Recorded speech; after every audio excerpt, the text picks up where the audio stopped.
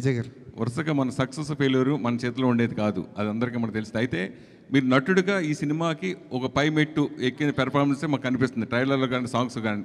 ఆ రకంగా చెప్తే ఏం చెప్తారు మీరు? అట్లా ఎందుకు అనిపిస్తుంది అంటే గౌతమ్ తిన్నూరి రైటింగ్ వల్ల, అనిరుద్ మ్యూజిక్ వల్ల, జొమాంటి జాన్, గిరీష్ గంగాధరన్ సినిమాటోగ్రఫీ వల్ల. యాక్టర్ ఎప్పుడు ప్రతి సినిమాకి most of us, at least lot of us, ప్రతి సినిమాకి ప్రాణం పెట్టే చేస్తాము. మిగతావన్నీ కలిసి వచ్చినప్పుడు మీ అందరికీ చాలా బాగా అనిపిస్తుంది. ఎక్కడన్నా అది మిస్ అయితే సరిగ్గా చేయలే అనిపిస్తుంది, బాగా అనిపించదు. So if you all are feeling the impact, it's because of the team that I have with me. Vijay garu, మిమ్మల్ని కెరీర్ ముందు నుంచి చూస్తున్నాను, చాలా అగ్రెసివ్గా మాట్లాడతారు. ఈరోజు మాత్రం స్కూల్కి వచ్చిన పిల్లాడు కూర్చుని పద్ధతిగా, చాలా కామ్గా, పొలైట్గా, చాలా పద్ధతిగా ఒక స్కేల్ ప్రకారం మాట్లాడుతున్నట్టు అనిపిస్తుంది. ఎందుకో నేను ఎప్పుడు లోపల అనిపించేది మాట్లాడతా, ఇప్పుడు ఇట్లా అనిపిస్తుందేమో అట్లా మాట్లాడుతున్నా. ఆ రోజు అంటే ఇప్పుడు ఇనిషియల్ స్టేజ్లో అగ్రెషన్ అదొక, అప్పుడు కూడా నేను ఎప్పుడు నిజంగా మనసులో అనిపించిందే మాట్లాడతాను. నేను దేని గురించి ఎవరి కోసమో నేను మారను. నాకు ఈరోజు ఇట్లా అనిపిస్తే ఈరోజు ఇట్లా ఉంటా. కాకపోతే ఆ ఇనిషియల్ స్టేజ్లో వచ్చే అగ్రెషన్ ఏముంటుందంటే it's like a defence mechanism. It's a defence mechanism. ఎవరు మనని ఒక ఫియర్, ఇన్సెక్యూరిటీ, డిఫెన్స్, నన్ను నేను ప్రొటెక్ట్ చేసుకోవాలి. ఎవరు నన్ను తక్కువ మాట్లాడొద్దు, ఎవరు నా వైపు ఫింగర్ పాయింట్ చేయొద్దు, నేను డిజర్వ్ చేసింది నాకు దొరకాలి అనే, అప్పుడు నేను ఒక్కడనే నా డిఫెన్స్. సో ఓవర్ ప్రొటెక్టివ్నెస్లో కొంచెం ఆ అగ్రెషన్ ఉంటుంది. నెమ్మదిగా what will soften a man is love. ప్రజల గురించి లవ్ వచ్చిన ఎంత సినిమాలో కూడా చూస్తుంటాం కదా, స్టార్టింగ్ అగ్రెసివ్ హీరో ఉంటాడు, అమ్మాయి లైఫ్లోకి వచ్చిన మదర్ వాళ్ళనో ఎవరో సాఫ్ట్ అయిపోతుంటారు. ప్రజల లవ్ వల్ల ఇట్లా మీరు కూడా నా వైపు ఇక ప్రేమతో ఉన్నారు, ఇక మొత్తం సాఫ్ట్ అయిపోయినా. అట్లా ఆ ఇన్సెక్యూరిటీని దాటుకుని వచ్చేసారండి మీరు. ఆ ఫియర్ పోయింది. ఇంకా ఫియర్ అంటే ఎవరు ఏం చేస్తారు, మనని ఎవరు ఎట్లా మ్యానిపులేట్ చేస్తుండ్రు, ఈ ఫియర్లు ఇనిషియల్ స్టేజ్లు ఉంటాయి. మనకు ఎవరు లేరు కదా మనకు సపోర్ట్ చేయడానికి. సో అది ఉంటుంది 100%. డెఫినెట్లీ అన్నీ ఏదో ఫియర్ నుంచే పుడతాయి. Any sort of behaviour, fear లైఫ్లో ఎక్స్పీరియన్సెస్, చిన్నప్పుడు గ్రోయింగ్ అప్లో experiences, it will all be part of that. Every change also that happens is because of the experience. నా చుట్టూ ఉండే ఎక్స్పీరియన్స్, ఎన్వైరన్మెంట్ వల్లనే ఆ చేంజ్ కూడా వస్తుంది. కానీ విజయ్ మోర్ అంటే ఇప్పుడు చూస్తే గతంలో కంటే ఇప్పుడు చూస్తే మోర్ మెచ్యూరిటీ కనబడుతుంది. వయసు అవుతుంది కదా, పెద్దోడిని అవుతున్నాయి అంటే రావాలి. కాదు, ప్రజల్లో ఉన్నావు కదా, అమ్మాయి లవ్ కూడా ఉండొచ్చా?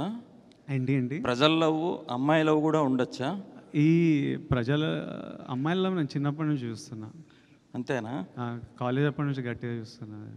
విజయ్, ఈ మెచ్యూరిటీకి గత అనుభవాలు కారణమా, లేకపోతే ఈ క్యారెక్టర్ వల్ల ఏమన్నా చేంజ్ ఓవర్ వచ్చిందా? సారీ, మళ్ళీ ఈ సినిమాలో క్యారెక్టర్ వల్ల ఏమన్నా చేంజ్, మెచ్యూరిటీ ఏమన్నా వచ్చిందా, లేకపోతే గత అనుభవాలను దృష్టిలో పెట్టుకొని ఏమన్నా? లైఫ్ నేర్పిస్తుంది అన్నీ. మొన్న హాలీవుడ్ రిపోర్టర్కి ఇంటర్వ్యూ ఇచ్చారు కదా, నెపోటిజం అని, దానిపైన ఏంటి అంటే మీ ఒపీనియన్ ఏంటి అసలు దానిపైన? నేనేం చెప్పినా ఒకసారి చెప్తారా? గుర్తులేదు. అంటే ఏదన్నా డిసిషన్ తీసుకోవాలంటే వాళ్ళకి ఫాదరు, లేకపోతే దాని వెనకాల ఎవరన్నా ఒకరు ఉండి దాన్ని, ఇది ఒక 6 నెలలు దాన్ని ఒక స్టోరీ ఎవరైనా చేయాలంటే దాన్ని రీక్రియేట్ రాయటం, ఇదంతా చేయడానికి దానికి ఎవరో ఒకరు సపోర్ట్ ఉండాలి. లేకపోతే దాన్ని ఎవరో ఒకరు బ్యాక్గ్రౌండ్ ఉంటుంటారు. నాది అట్లా కాదు, నాకు నేనే చేసుకోవాలి, నా వెనకాల ఎవరు లేరు అని. కాకపోతే సోషల్ మీడియాలో ఇదో నెపోటిజం, దీనిపైన ఇలానే వచ్చింది మొత్తం కూడా. ఇప్పుడు మీరు మీ ఫాదర్ జర్నలిస్టా ఆర్ మీరే ఫస్టా? నేనే ఫస్ట్. ఇప్పుడు నాకు కొడుకు వచ్చి వాడు యాక్టర్ అవుదాం అనుకున్నప్పుడు వానికి నా ఎక్స్పీరియన్స్ అంతా వానికి వస్తుంది. అది వాని అదృష్టం, వాని తప్పు కాదు. వానికి నేను సినిమా ప్రమోట్ ఎట్లా చేయాలో, స్క్రిప్ట్లు ఎట్లా ఉండాలో, ఎలాంటి టెక్నీషియన్లు ఉండాలో, ఎవరు మంచోలో, ఇవన్నీ నా లైఫ్లో నేను నేర్చుకొని ఆ జర్నీ వల్ల నాకు ఎక్స్పీరియన్స్ వస్తుంది.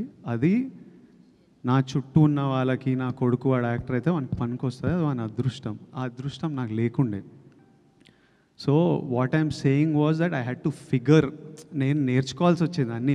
ఒక తప్పులు చేసుకుంటూ ఎక్స్పీరియన్స్ అవుతూ, ఓ ఇట్లా చేయొచ్చా, ఓ ఇట్లా చేయాలా అని చూసుకుంటూ నేర్చుకోవాలి. అది ఏ ఫీల్డ్ అయినా, నేను యాక్టర్ల గురించి కాదు, లైఫ్ ప్రపంచంలో డాక్టర్ కొడుకులు వాళ్ళకి ఎగ్జాక్ట్లీ ఏ స్ట్రీమ్ తీసుకోవాలి, ఎవరి దగ్గర వెళ్ళాలి, ఏ హాస్పిటల్లో ఎక్కడ సీట్ దొరుకుతుంది, ఏ కోర్స్ చూస్ చేయాలి, అన్నీ తెలుస్తాయి.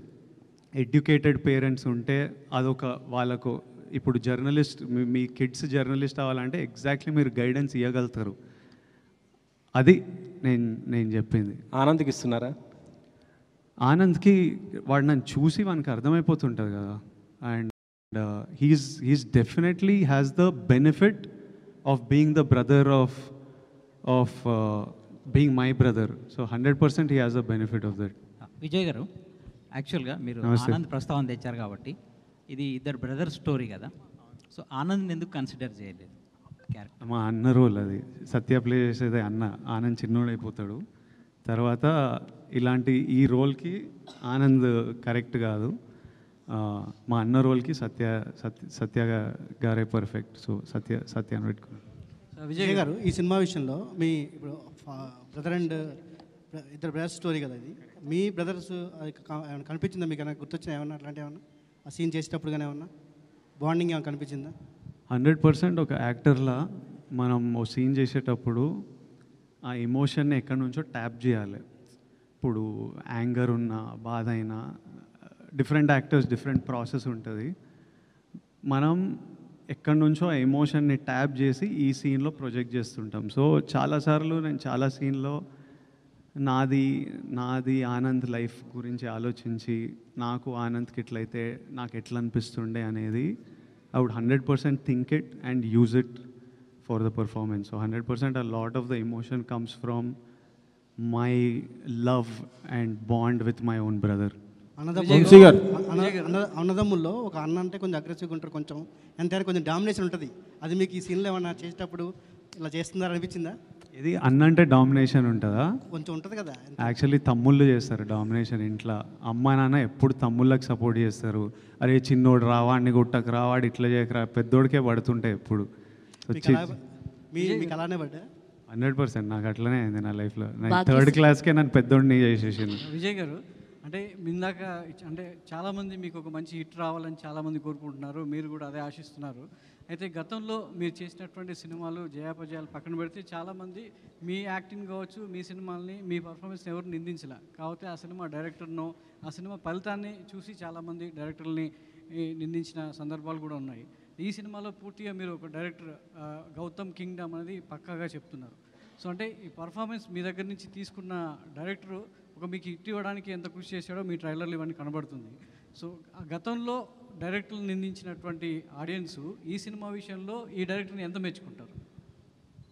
ప్రతి సినిమా డైరెక్టర్ నుంచే వస్తుందండి. మనమంతా పార్ట్ ప్లే చేస్తాం. కథ అయిన తర్వాత మన దగ్గర వస్తారు. కథ చేసే జర్నీలో కొంచెం ఉంటాం, ఆ తర్వాత సెట్లలో ఉంటాం. ఐడియా వచ్చినప్పటి నుంచి రేపు రిలీజ్ అయ్యేంత వరకు డైరెక్టర్ ఒక్కడే. అందరు ఎడిటర్లు మధ్యలో వచ్చి పోతారు, మ్యూజిక్ డైరెక్టర్లు మ్యూజిక్ టైంకి వస్తారు, సినిమాటోగ్రఫర్ షూటింగ్ టైంకి వచ్చి వెళ్ళిపోతారు. సో మనం అంతా ఒక పార్టే ప్లే చేస్తాం. సో ఏ సినిమాకి క్రెడిట్ వచ్చినా, అర్జున్ రెడ్డికి క్రెడిట్ వస్తే అది సందీప్ వంగాది, గీతా గోవిందంకి క్రెడిట్ వస్తే అది బుజ్జి గారిది, కింగ్డమ్కి క్రెడిట్ వస్తే 100% గౌతమ్ది. But it's not just Gautham Tinnanuri's kingdom. He's the కర్త, he's the captain of the ship. కానీ without Anirudh, without Naveen Nooli, without Girish Gangadharan and Jomon, వీళ్ళందరూ, మా ప్రొడక్షన్ డిజైనర్ అవినాష్, లైక్ వీళ్ళందరూ కింగ్డమ్ ఇది. వీళ్ళంతా ఎంతో కాంట్రిబ్యూట్ చేస్తే ఈరోజు ఈ ప్రేమ మనమందరం చూస్తున్నాం. ఈ మేకోవర్ గురించి చెప్పండి. అంటే మీరు డిఫరెంట్ లుక్లో కనబడుతున్నారు. సో ఒక కానిస్టేబుల్గా, ఒక అండర్ కవర్ కాఫ్గా, సో గుండు చేయించుకుని ఒక గెటప్లో. సో దానికోసం ఎలా కష్టపడ్డారు? శ్రీలంక సో బ్యాక్డ్రాప్లో దానికోసం ఎంత శ్రమించాల్సి వచ్చింది? శ్రమ ఏం లేదు, ఎంజాయ్ చేసినాం. కథ విన్నప్పుడు నాకెందుకో జుట్టు లేపేయాలనిపించింది ఈ రోల్కి. I think that was the state of mind I was in I really, I felt, I felt it strongly. So గౌతమ్ని అడిగా, గౌతమ్ ఐ యూ షూర్ అన్నాడు. కొన్ని ఫోటోలు పంపించిన, okay Vijay if you're sure చేద్దాము, ఐ ఆల్సో లైక్ ఇట్ అన్నాడు. ఒకరోజు first this a different look, ఒక పోలీస్ ఆఫీసర్ లుక్ ఉంటుంది, అదంతా ఫినిష్ చేసి తర్వాత చిన్న టైం వాడి ట్రైనింగ్, ఈ పీరియడ్, ఒక బియర్డ్ గ్రోత్ ఉంటుంది. ఆ తర్వాత అండర్ కవర్ వెళ్ళినప్పుడు ఈ లుక్. సో ఒక రోజు కూర్చొని ఆ పోర్షన్ అంతా ఫినిష్ చేసుకొని ఇంకా కొట్టించేసినాం. సో ఇందులో ఇంకో లేయర్ కూడా కనబడుతుంది.